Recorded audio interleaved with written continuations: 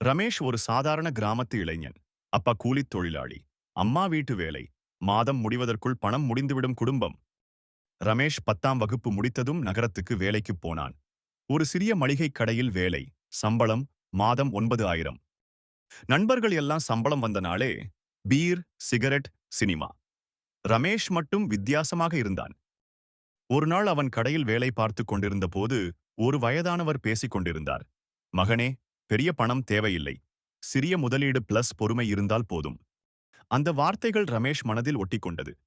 அடுத்த மாதம் சம்பளம் வந்ததும் ரமேஷ் செய்த முதல் வேலை ரூபாய் 500 சேமிப்பு.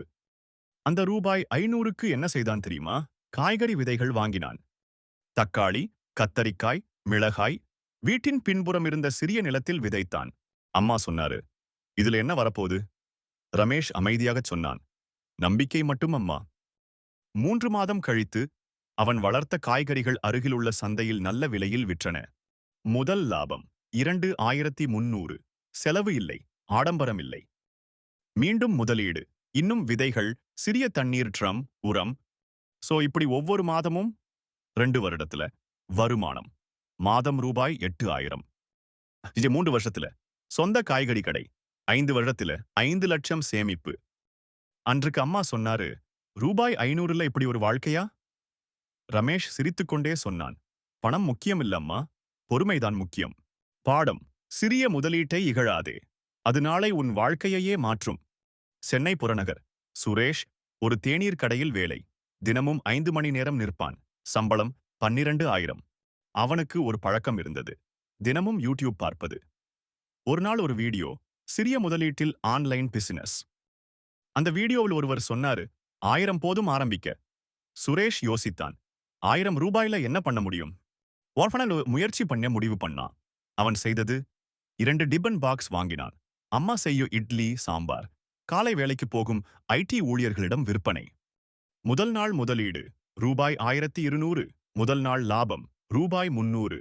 அந்த ரூபாய் 300 என்ன செய்தான்? WhatsApp status, home made breakfast available. மெதுவாக ஆர்டர் அதிகரித்தது. 3 மாதத்தில் தினம் 40 பாக்ஸ்.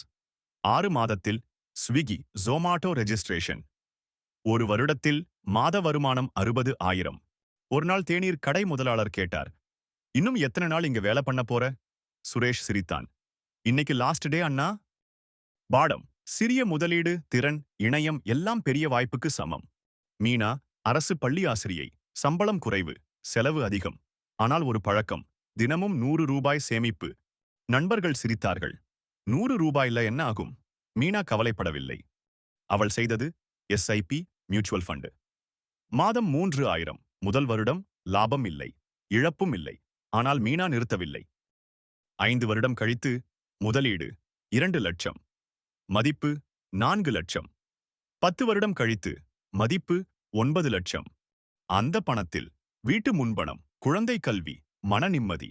ஆனா மீனா சொன்னாள், சிறிய தொகைதான், ஆனால் தொடர்ச்சிதான் சக்தி. பாடம்: சிறிய சேமிப்பு, நேரம் பெரிய செல்வம்.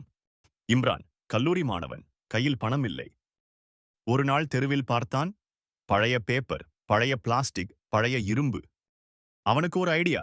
2,000 முதலீடு, சைக்கிள், சாக்குப்பை. தெருவெங்கும் பழைய பொருட்கள் சேகரிப்பு. மாதம் முடிவில் லாபம் 7,000. அதை வச்சு இன்னொரு சைக்கிள், இன்னொரு நபர். 2 வருடத்தில் ஸ்கிராப் கலெக்ஷன் பிசினஸ். இன்று 5 பேர் வேலை. மாத வருமானம் 2 லட்சம் பிளஸ். இம்ரான் சொல்றான், மக்கள் குப்பையா பார்த்தது எனக்கு வாய்ப்பா மாறுச்சு. பாடம்: வாய்ப்பு கண்ணுக்கு தெரியாது, பார்வைக்கு தெரியும். பெரிய பணம் இல்லாதது தோல்வி இல்லை, முயற்சி இல்லாததுதான் தோல்வி. சிறிய முதலீடு என்பது பலவீனம் இல்லை, அது புத்திசாலித்தனம். இன்றே கேளுங்கள், நான் இன்று எந்த 100 ரூபாயை முதலீடு செய்யலாம்?